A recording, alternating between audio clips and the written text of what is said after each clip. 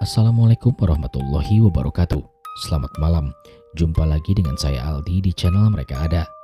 Dimanapun kalian berada, saya doakan semoga kalian dalam kondisi sehat dan selalu diberikan kemudahan dalam menjalankan segala aktivitas. Sebelum saya mulai cerita pada malam ini, pastikan teman-teman sudah support channel Mereka Ada dengan cara menekan tombol subscribe dan menyalakan lonceng notifikasinya, supaya teman-teman gak ketinggalan setiap video yang upload di channel ini. Gimana? Sudah siap? Kalau begitu tanpa banyak basa-basi lagi, mari kita mulai ceritanya dan selamat mendengarkan. Pagi itu langit di atas kampung kecil di kaki Gunung Salak masih diselimuti sisa-sisa malam. Abu-abu kelam yang perlahan tersapu oleh sinar matahari yang baru saja terbit. Pak Manto, seorang penebang pohon berusia 50 tahun, berdiri di depan gubuk kayunya yang sangat sederhana, menatap hutan yang lebat yang membentang di kejauhan. Rumahnya berdindingkan papan tua yang sudah lapuk, atap sengnya penuh karat, dan halaman kecilnya dipenuhi rumput liar yang basah oleh embun.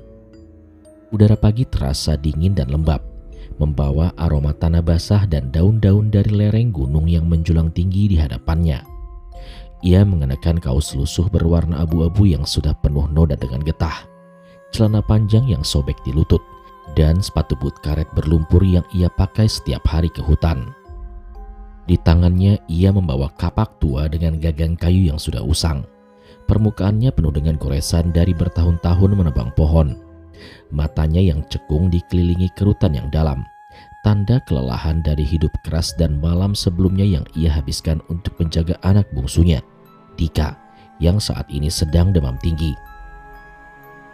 Semoga hari ini cepat selesai, biar aku bisa beli obat buat Dika, gumamnya dalam hati. Suaranya serak oleh udara dingin yang ia hirup. Ia melirik ke dalam rumah, di mana istrinya Bu Sari duduk di samping Dika, anak mereka yang masih kecil, yang terbaring di kasur kapuk tua, sedang mengipasi anak itu dengan sehelai kain yang lusuh. "Aku pergi dulu, Bu, doain aku selamat," katanya dengan lantang, mengangkat suara agar terdengar di tengah derit pintu kayu yang ia buka. Bu Sari menoleh, wajahnya penuh dengan kekhawatiran, tapi ia tersenyum tipis. "Iya, Pak, hati-hati di hutan, jangan sampai malam. Katanya akhir-akhir ini hutan lagi aneh, orang-orang pada bilang begitu," jawabnya dengan nada lembut tapi ada getar takut yang terselip. Pak Manto mengangguk, mencoba menepis kekhawatiran itu. "Ah, itu mah cuma omongan iseng. Aku udah biasa masuk hutan, gak apa-apa," balasnya dengan tersenyum kecil untuk menenangkan istrinya, meski matanya tak bisa menyembunyikan kelelahan.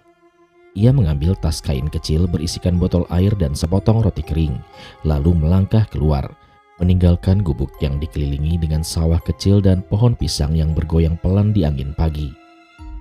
Perjalanan menuju hutan membawanya melewati jalan setapak berbatu yang licin oleh embun, dikelilingi rumputan tinggi dan semak-semak berduri yang sesekali mencakar kakinya. Hutan di lereng Gunung Salak terkenal dengan lebat. Akar-akar yang mencuat dari tanah seperti tangan-tangan tua yang mencoba meraih sesuatu. Kabut tipis menyelimuti pepohonan, membuat pemandangan di depannya tampak samar, dan suara burung-burung hutan berdecit pelan dari kejauhan, terputus-putus seperti takut bersuara terlalu keras. Pak Manto sudah puluhan tahun bekerja di hutan ini, menebang pohon untuk kayu bakar, mebel, atau pesanan warga kampung tetangga. Hari ini ia mendapatkan tugas dari Pak Karto, pengrajin mebel dari kampung sebelah, untuk menebang pohon besar yang katanya sudah tua dan siap dipotong. Saat ia memasuki hutan, udara menjadi lebih dingin, menusuk kulitnya yang penuh bekas luka kerja, goresan kapak yang tak sengaja, duri semak, dan sengatan serangga lainnya. Ia berjalan menyusuri jalur setapak yang ia kenal dengan baik, di antara pohon-pohon tua yang batangnya ditumbuhi lumut tebal dan daun-daun lebar yang meneteskan embun ke tanah. "Pohon itu dekat sungai kecil, kira-kira 1 jam dari sini," pikirnya kala itu, mencoba menghitung waktu agar bisa pulang sebelum sore. Namun hari itu ada sesuatu yang terasa tidak biasa. Angin terlalu diam, tidak ada hembusan yang menggerakkan daun, dan kabut tidak kunjung hilang meski matahari sudah naik lebih tinggi. Suara langkahnya di tanah berderit dengan pelan, dan setiap kali ia berhenti untuk mendengar, keheningan hutan terasa lebih berat, seperti ada yang menahan nafas. Setelah berjalan sekitar 1 jam lamanya ia sampai di pohon yang ia tuju. Batangnya terlihat sangat besar, setinggi 2 kali tubuhnya, dengan kulit kayu coklat tua yang penuh dengan retakan alami. Daun-daunnya masih hijau, tapi beberapa sudah menguning, tanda usianya yang sudah tua. Pak Manto kemudian meletakkan tasnya di akar pohon terdekat, lalu mengayunkan kapaknya untuk mengukur kekuatan kayu. Bunyi kapak yang menghantam batang menggema di hutan, tajam dan terputus-putus. Kayunya keras, tapi aku bisa selesai sebelum siang. Gumamnya dengan suara pelan seperti tak ingin mengganggu keheningan. Tapi saat ia mengayunkan kapaknya lagi, ia mendengar suara samar seperti daun yang bergoyang meski tak ada angin, berasal dari balik pohon-pohon di kejauhan. Ia berhenti sejenak, kapak masih di tangannya, dan menoleh ke arah suara itu. Kabut membuat pandangannya buram, tapi untuk sesaat ia merasa ada bayangan hitam yang bergerak di antara pohon-pohon. Tinggi, kurus, dan tidak berbentuk dengan jelas. Binatang hutan kali ya, katanya pada diri sendiri, mencoba menenangkan jantungnya yang tiba-tiba berdegup dengan cepat. Ia menggeleng dan menepis perasaan takut itu sebagai imajinasi setelah malam tanpa tidur. Aku kudu cepat selesai, Dika nunggu aku pulang, pikirnya lalu kembali mengayunkan kapak dengan ritme yang teratur. Tak tahu bahwa hutan sedang memperhatikannya dan sesuatu di dalam kabut mulai mendekat. Langkahnya pelan dan tidak terdengar. Matahari yang sudah naik tinggi di atas hutan lereng gunung, namun cahayanya tak mampu menembus kabut tebal yang masih menyelimuti pepohonan. Pak Manto berdiri di depan pohon yang sangat besar. Kapak tua di tangannya berayun dengan ritme yang teratur, menghantam batang kayu dengan bunyi keras yang menggema di antara pohon-pohon tua. Keringat membasahi kaus lusuhnya yang berwarna abu-abu, menempel di kulitnya yang penuh dengan bekas luka kerja, dan tetesannya jatuh ke tanah berlumpur yang dipenuhi serpihan kayu kecil. Udara siang yang terasa lembab dan berat dengan penuh aroma getah pohon yang menyengat. Tanah basah yang tercium setiap kali ia menginjak rerumputan liar di sekitarnya. Pohon-pohon di sekelilingnya pun menjulang tinggi. Daun-daunnya lelet bergoyang meski angin hampir tidak terasa, dan kabut membuat pandangannya terbatas hingga beberapa meter saja. Pak Manto sudah berhasil menebang separuh batang pohon itu.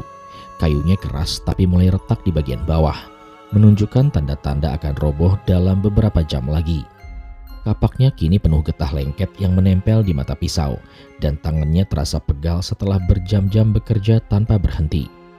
Ia pun berhenti sejenak, meletakkan kapak di samping pohon, dan duduk di akar-akar besar yang mencuat dari tanah seperti bangku alami. Tas kain kecilnya ia ambil dari bawah pohon, lalu mengeluarkan botol air plastik yang sudah penyok dan sepotong roti kering yang ia bungkus dengan daun pisang. Cepat selesai, cepat pulang. Dika butuh obat. Aku gak boleh lama-lama di sini, gumamnya dalam hati. Suaranya serak oleh udara dingin yang masih tersisa di hutan. Ia membuka tutup botol dan menengguk air dengan lahap. Rasanya sedikit pahit karena sudah beberapa hari tidak ia ganti, tapi cukup untuk menyegarkan tenggorokannya yang kering. Roti kering yang ia kunyah secara perlahan dengan teksturnya yang keras dan sedikit berbau apek. Namun ia tidak peduli. Makanan sederhana seperti ini sudah biasa baginya. Saat ia makan, ia melirik ke sekitar, mencoba menikmati keheningan hutan yang biasanya menenangkan. Namun hari itu, keheningan itu terasa aneh, terlalu sunyi, hingga suara kapaknya tadi menggema lebih keras daripada biasanya. Dan suara burung yang biasanya berdecit di siang hari kini lenyap sepenuhnya. Kok sepi banget ya? Biasanya ada burung atau monyet berisik di sini, pikirnya dengan alis yang berkerut saat ia mencoba mencari tanda-tanda kehidupan di antara kabut. Kabut itu sendiri tampak lebih tebal sekarang, bergerak perlahan seperti asap yang hidup, menyelimuti pohon-pohon hingga mereka tampak seperti siluet raksasa yang diam memandang. Pak Manto mengusap wajahnya dengan lengan baju, menyeka keringat yang bercampur debu kayu, lalu berdiri untuk melanjutkan kerjanya. Ia mengambil kapaknya lagi dan memeriksa sebentar mata pisau yang masih tajam meski penuh dengan getah, dan kemudian mengayunkannya ke pohon dengan tenaga yang penuh. Bunyi kapak yang menghantam kayu kembali menggema. Tapi kali ini ada suara lain yang menyelinap, seperti bisikan yang terbawa dengan angin. Jangan ambil. Suara itu samar, hampir tidak terdengar, tapi cukup jelas untuk membuat Pak Manto berhenti sejenak. Kapaknya masih menancap di batang pohon. Ia menoleh ke belakang, matanya menyapu hutan yang diselimuti dengan kabut. Siapa yang ngomong? Aku salah dengar kali ya? Katanya pada diri sendiri. Namun tidak ada apa-apa di sana, hanya barisan pohon yang berdiri dengan diam. Lumut tebal menempel di batangnya dan kabut yang bergerak perlahan seperti menutupi sesuatu. Ia menggeleng mencoba menepis perasaan tak nyaman itu. Mungkin angin atau aku kecapean. Ini karena semalam aku gak tidur. Gumamnya lagi. Tangannya menggosok leher yang terasa kaku. Ia kembali mengayunkan kapaknya dan kali ini lebih keras. Berusaha fokus pada ritme kerja untuk mengusir pikiran aneh yang kini mulai muncul. Tapi saat kapaknya menghantam pohon lagi, suara itu kembali, lebih keras dan lebih jelas. Jangan ambil pohonku. Pak Manto membeku. Tangannya gemetar memegang kapak hingga getah di gagangnya terasa lengket di kelapaknya. Suara itu bukan angin, itu suara seperti bisikan manusia, dingin dan penuh peringatan, terdengar dari arah pohon-pohon di belakangnya. Siapa di sana? Keluar sekarang! Ucap Pak Manto. Suaranya menggema di hutan tapi tak ada jawaban, hanya keheningan yang lebih dalam yang menyelimuti udara. Ia kemudian menurunkan kapak secara perlahan. Matanya menyapu ke segala arah, mencari tanda-tanda kehadiran siapapun. Di antara kabut yang kini terasa lebih gelap meski matahari masih tinggi. Jantungnya berdegup kencang dan untuk sesaat ia merasa ada bayangan yang bergerak di sudut matanya. Hitam dan tinggi, lenyap secepat ia menoleh. Aku gak takut, katanya berulang-ulang dalam hati, mencoba meyakinkan diri sendiri meski nafasnya tersengal. Ia memutuskan untuk mengabaikan suara itu, menganggapnya sebagai halusinasi karena kurang tidur dan lapar. Aku kudu cepat selesai sebelum hutan ini bikin aku gila. Pikirnya lalu kembali bekerja dengan gerakan lebih cepat.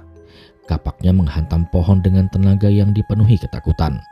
Tapi di dalam kabut sesuatu mulai bergerak lebih cepat. Diam-diam menatapnya dari balik pohon-pohon tua yang kini terasa hidup. Tanpa terasa sore mulai menyelimuti hutan di lereng gunung. Cahaya matahari yang tadinya terang kini meredup menjadi serabut oranye pucat yang tersaring oleh kabut tebal. Pak Manto berdiri di depan pohon yang sudah setengah roboh. Kapaknya menancap dalam di batang kayu yang retak. Serpihan-serpihannya berserakan di tengah lumpur yang dipenuhi akar-akar kecil.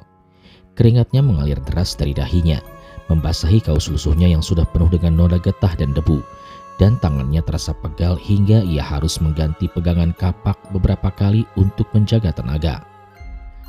Udara sore itu terasa lebih dingin dari siang tadi, membawa bau tanah basah yang bercampur aroma kayu segar yang baru saja dipotong. Tapi ada sesuatu di udara. Bau samar seperti daun membusuk yang tak bisa ia jelaskan. Setelah beberapa jam bekerja tanpa berhenti, pohon itu akhirnya menyerah. Dengan satu ayunan kapak terakhir yang penuh dengan tenaga, batangnya patah dengan bunyi keras yang menggema di hutan. Dan pohon itu roboh ke tanah.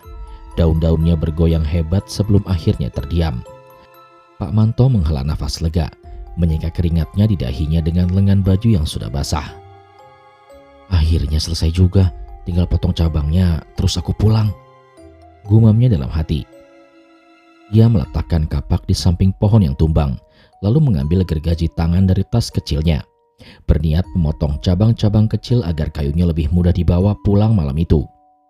Kabut semakin tebal sekarang, menyelimuti hutan seperti selimut putih yang bergerak perlahan, membatasi pandangannya hingga hanya beberapa langkah ke depan. Pohon-pohon di sekitar tampak seperti bayangan raksasa yang berdiri diam. Batang-batangnya yang ditumbuhi lumut tebal yang tampak kehitaman dalam cahaya sore yang redup. Suhu udara turun drastis, hingga uap nafasnya terlihat di udara setiap kali ia menghembuskan nafasnya, dan tangannya mulai terasa kaku karena dingin. Kok cepet banget gelapnya ya? Biasanya jam segini masih terang.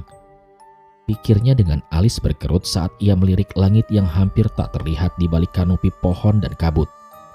Ia menggeleng, mencoba fokus pada pekerjaannya, dan mulai menggergaji cabang-cabang kecil dengan gerakan yang cepat. Suara gergaji yang berderit menyatu dengan keheningan hutan yang kini terasa lebih berat.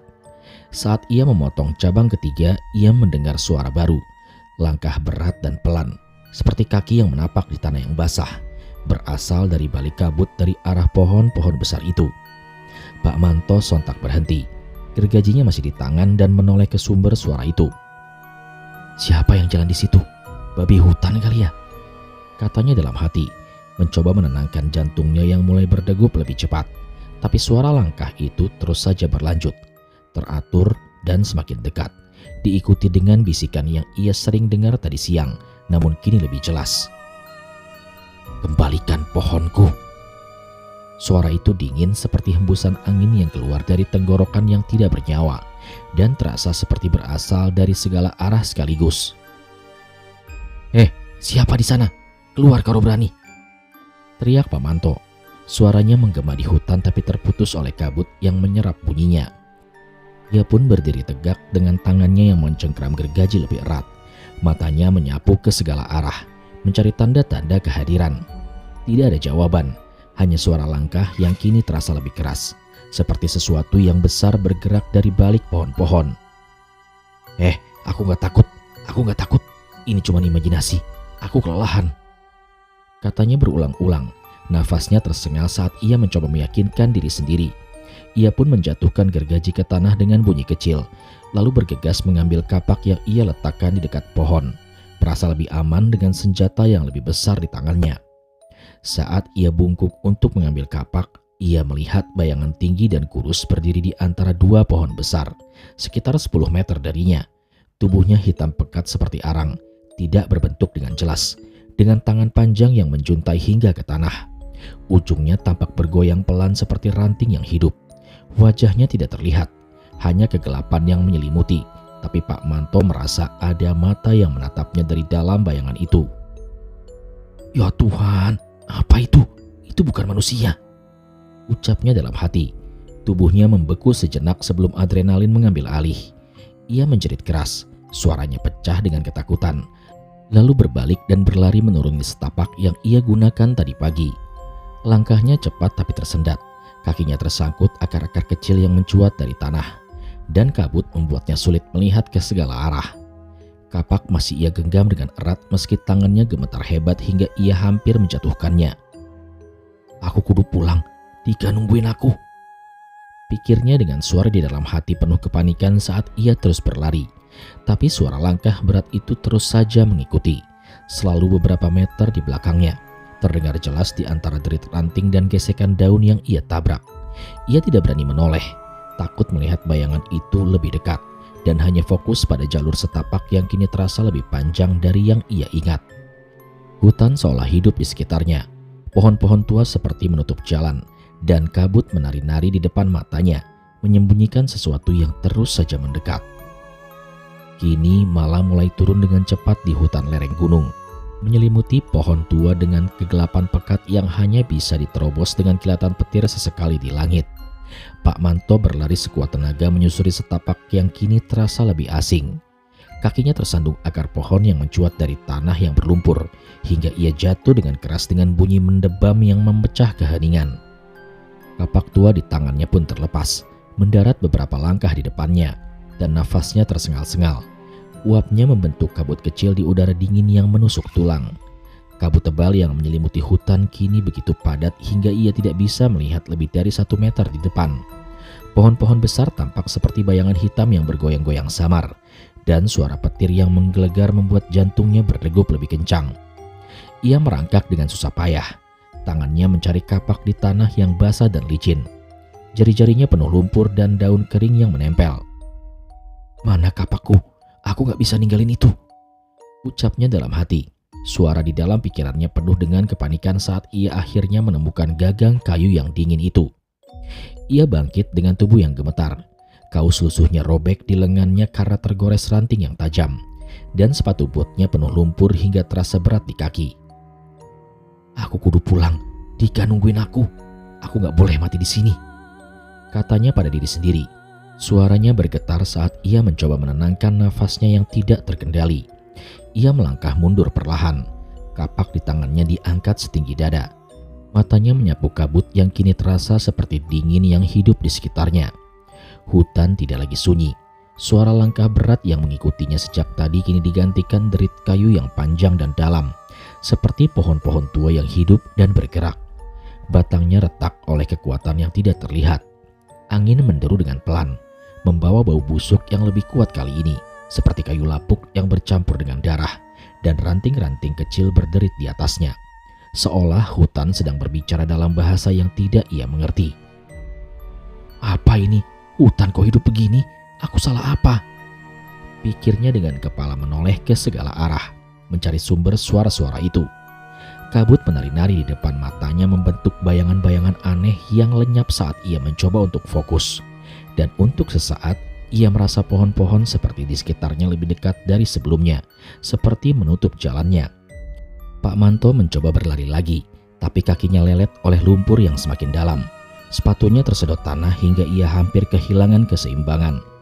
Ia menoleh ke belakang, dan di bawah kilatan petir yang menyambar langit, ia melihat sosok hitam yang tadi hanya bayangan namun kini lebih jelas, sekitar berdiri 5 meter di belakangnya.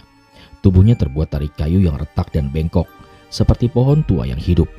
Kulitnya penuh celah-celah dalam dan mengeluarkan getah hitam yang pekat.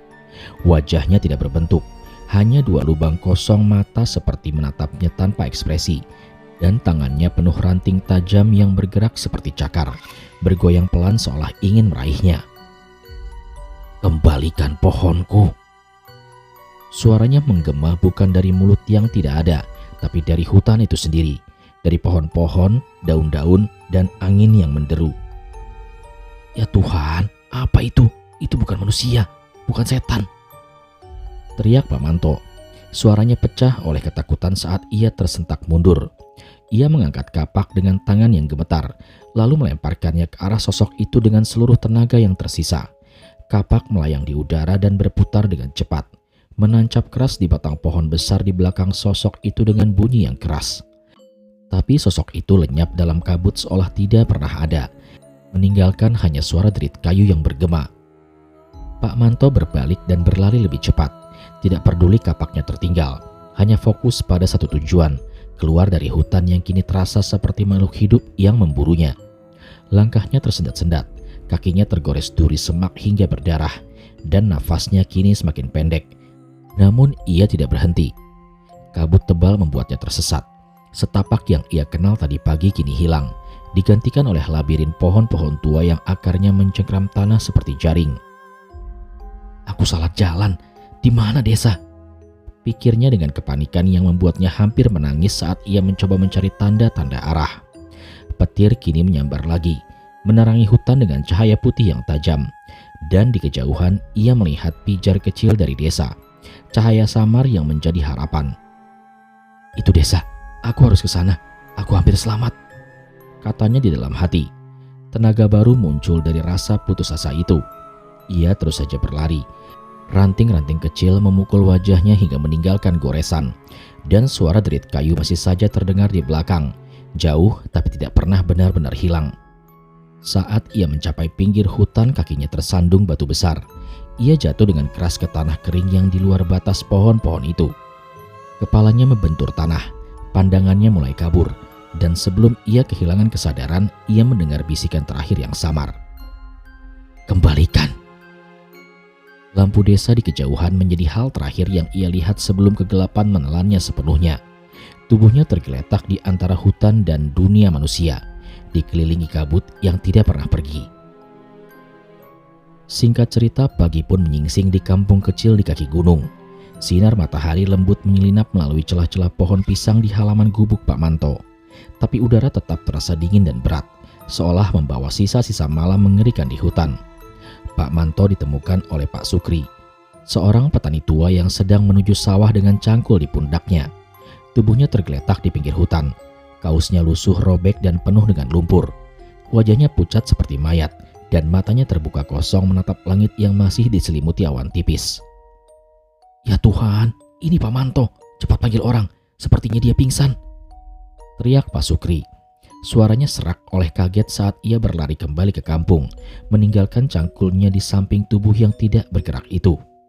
Beberapa warga segera datang, membawa Pak Manto pulang ke gubuk kayu yang sederhana itu. Bu Sari istrinya menjerit saat melihat suaminya digotong dalam keadaan tidak sadarkan diri. Tangannya penuh dengan luka gores dan lumpur kering. "Manto, bangun Pak, jangan tinggalin aku sama Dika," riak Bu Sari. Air mata membasahi wajahnya yang penuh dengan kerutan saat ia memegangi tangan suaminya yang dingin. Dika, anak bungsunya yang masih demam, terbangun dari kasur kapuk tua dan menangis kecil di sudut. Tidak mengerti apa yang terjadi tapi merasakan ketakutan ibunya. Warga meletakkan Pak Manto di atas tikar pandan di ruangan tamu kecil. Atap seng di atasnya berderit pelan ditiup angin pagi itu. Dan bau tanah basah dari luar menyelinap masuk melalui jendela kayu yang sudah mulai lapuk. Setelah beberapa jam, Pak Manto akhirnya membuka matanya. Namun tatapannya kosong, seperti orang yang kehilangan jiwa. Ia tidak berbicara, hanya duduk di sudut ruang tamu dengan punggung bersandar ke dinding papan. Tangannya gemetar setiap kali mendengar suara kayu berderit. Entah dari lantai yang ia injak atau angin yang menggoyangkan pintunya. Bu Sari duduk di sampingnya, menggenggam tangannya lebih erat, mencoba memanggilnya kembali. "Pak, apa yang terjadi? Cerita. Apa yang jadiin kamu begini, Pak? Aku takut lihat kamu begini," ucap Bu Sari dengan suara bergetar oleh kekhawatiran. Tapi Pak Manto hanya menggeleng pelan. Matanya menatap kosong ke arah hutan yang terlihat samar dari jendela. "Aku nggak tahu, Bu. Aku cuma mau pulang. Dia nggak kasih aku pulang," ucap Pak Manto dengan suara serak dan patah-patah, seperti orang yang baru bangun dari mimpi buruk. Hari-hari berlalu, tapi Pak Manto tidak kembali seperti dulu. Ia tidak lagi berani keluar rumah, bahkan untuk mengambil air di sumur di halaman. Dan kapak tuanya dibiarkan berkarat di gudang kecil di belakang gubuk. Gagangnya penuh dengan getah kering yang tidak pernah dibersihkan. Setiap malam ia terbangun dari tidur dengan jeritan kecil. Tubuhnya basah dengan keringat, dan matanya liar mencari sesuatu di kegelapan kamar. "Dia datang lagi, Bu. Dia bilang kembalikan pohonku. Aku dengar suaranya di sini," katanya suatu malam. Tangannya mencengkram lengan Bu Sari hingga meninggalkan bekas memerah. Wajahnya penuh dengan ketakutan yang tidak bisa ia sembunyikan. Bu Sari memeluknya dengan erat, mencoba menenangkan, tapi ia tahu ada yang salah. Suaminya yang dulu tangguh kini rapuh seperti daun yang kering. Akhirnya setelah seminggu penuh dengan trauma, Bu Sari memanggil Mbah Surip, sesepuh yang sering dianggap orang pintar di kampung, tinggal di gubuk kecil di pinggir sawah. Mbah Surip datang sore itu. Tubuhnya kurus dibalut sarung tua dan kaos oblong yang sudah pudar. Tangannya memegang tongkat bambu hitam yang penuh ukiran aneh. Ia membawa kantong kain kecil berisikan kemenyan dan daun-daun kering. Matanya yang cekung menatap Pak Manto dengan sorotan yang tajam. "Aku udah dengar ceritanya dari warga, Manto. Kamu ketemu apa di hutan?" Tanyanya dengan suara dalam dan pelan, seperti angin yang bertiup di malam yang sunyi. Pak Manto mengangkat kepala secara perlahan. Matanya masih kosong, tapi ada getar di bibirnya. "Aku nggak tahu, Mbah. Ada bayangan hitam, kayak pohon tapi hidup. Dia bilang aku ambil pohonnya. Aku cuma nebang pohon biasa, Mbah," jawabnya dengan suara pecah oleh air mata yang mulai menggenang. Mbah Surip duduk bersila di depan Pak Manto, menyalakan kemenyan dalam mangkuk tanah liat kecil hingga asapnya naik membentuk spiral tipis yang penuh bau harum menyengat. Ia menutup mata, mulutnya bergerak pelan mengucapkan doa dalam bahasa yang tidak dimengerti, dan tangannya memegang daun kering yang ia remas hingga hancur. Setelah beberapa menit, ia membuka matanya dan wajahnya terlihat tampak serius. "Kamu kena kutukan penjaga hutan, Manto. Pohon yang kamu tebang itu adalah pohon larangan, tempat roh penunggu tinggal. Dia gak terima kayunya diambil," katanya dengan nada berat seperti membawa vonis mati. Bu Sari tersentak dan tangannya menutup mulut. "Terus bagaimana, Mbah? Suami saya apa bisa sembuh?" tanyanya dengan suara penuh harap bercampur dengan takut. Mbah Surip menghela nafas panjang. Asap kemenyan berputar di sekitar wajahnya yang penuh dengan kerutan. "Penjaga Tuhan itu makhluk tua, terbuat dari kayu dan dendam. Dia iketin kamu sama kutukan. Selama pohon itu gak balik, dia bakal datengin kamu tiap malam. Dia minta kayunya atau nyawamu sebagai gantinya. Tapi pohonnya sudah dipotong, sudah dijual, gak bisa balik lagi," jelas Mbah Surip. Matanya menatap Pak Wanto yang kini gemetar hebat. "Aku salah apa, Mbah? Aku cuma kerja buat keluarga. Aku gak tahu itu pohon terlarang," ucap Pak Manto. Suaranya penuh penyesalan dan keputusasaan. Tangannya mencengkram tikar hingga jarinya memutih. Kemudian Mbah Surip pun menggeleng dengan pelan. Hutan punya aturan, Manto. Kamu langgar, sekarang kamu bayar. Aku cuma bisa kasih doa pelindung. Tapi kalau dia mau ambil, aku nggak bisa nahan. Katanya lalu memberikan seikat daun kering yang dibungkus kain merah kecil. Taruh ini di bawah bantal. Doa setiap malam. Mungkin dia pergi, mungkin juga tidak. Bu Sari mengambil bungkusan itu dengan tangan yang gemetar. Matanya penuh dengan air mata saat melirik suaminya yang kini menunduk dalam diam. Sejak saat itu Pak Manto tidak pernah lagi masuk ke hutan. Ia menghabiskan hari-harinya di dalam gubuk, duduk di sudut dengan tatapan yang kosong, tidak berani menyentuh kayu atau mendengar suara apapun yang mengingatkannya pada hutan. Kapaknya dibiarkan berkarat di gudang, ditutupi kain tua yang berdebu, dan ia menolak setiap tawaran kerja yang berbau dengan pohon. Tapi warga kampung bilang di malam yang sunyi mereka sering mendengar suara kayu berderit dan langkah berat dari arah hutan, seperti sesuatu yang berjalan pelan menuju gubuk Pak Manto. Kadang di tengah malam Bu Sari terbangun oleh bisikan samar dari luar jendela. Kembalikan pohonku. Suara yang dingin namun penuh dengan dendam, terbawa angin dari hutan yang tidak pernah tidur. Pak Manto hanya memeluk lutut dengan erat, berdoa di dalam hati. Pergi, aku gak punya apa-apa lagi. Tapi ia tahu penjaga hutan tidak akan pernah puas, menunggu kayunya kembali atau mungkin dirinya sendiri sebagai gantinya.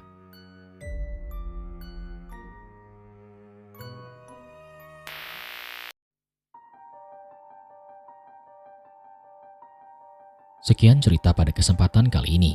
Terima kasih kepada teman-teman yang sudah menyimak cerita ini dari awal sampai selesai. Jangan lupa support channel Mereka Ada dengan cara menekan tombol subscribe dan menyalakan lonceng notifikasinya, supaya kalian gak ketinggalan setiap video yang upload di channel ini.